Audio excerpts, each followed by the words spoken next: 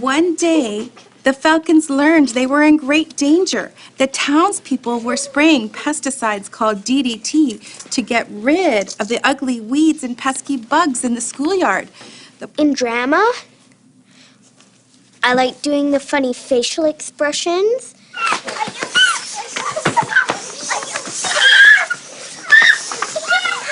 And we get to do these actions like real animals.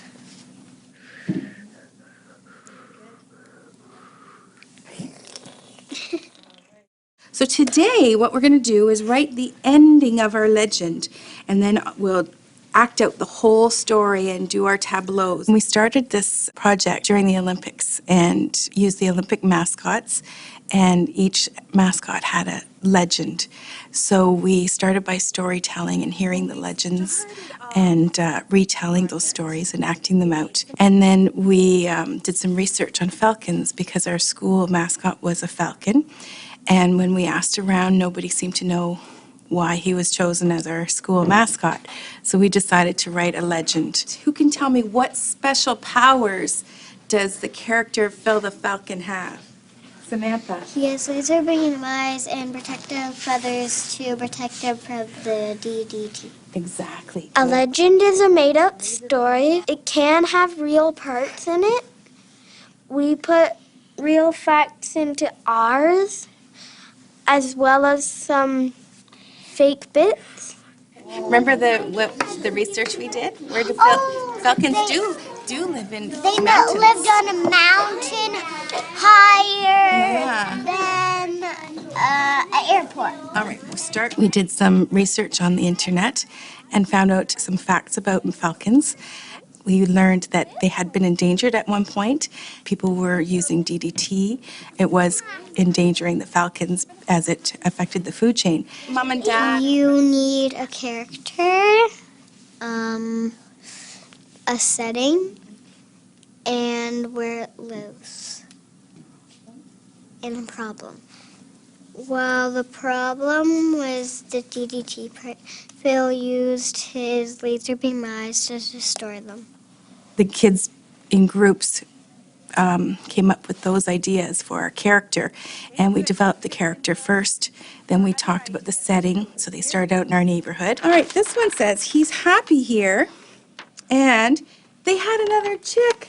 And then Phil ended up staying at our school. Phil stayed living at the school with the children, and he lived happily ever after. I think that's fantastic.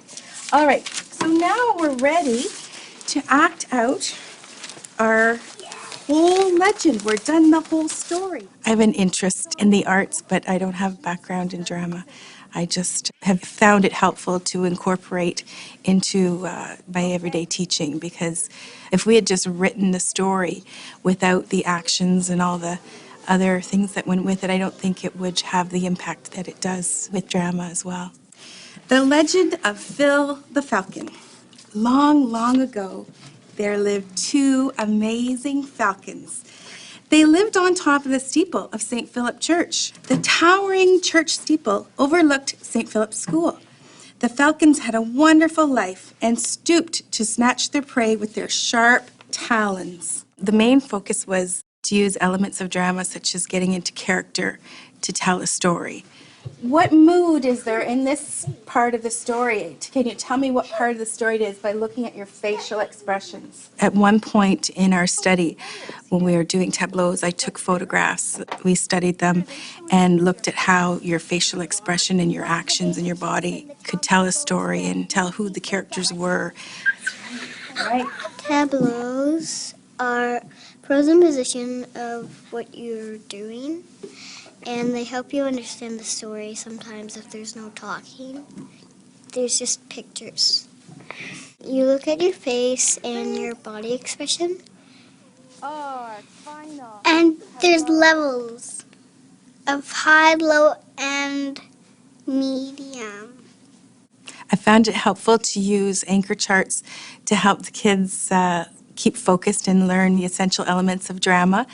And at various times in the process, we would refer back to the elements and reflect on whether or not we were covering those basic elements and how we could improve on them, and what the children thought that they could do to better illustrate character development in order to tell our story.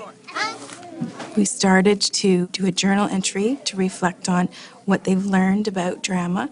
So I will continue to complete that and ask the children to look back at anchor charts that we've created and more specifically address some of the elements of drama and what they've learned about that through this creative process. So we have done some reflection when we look back at our photographs and whether or not our expressions and our body language tells a story, and that has been very helpful.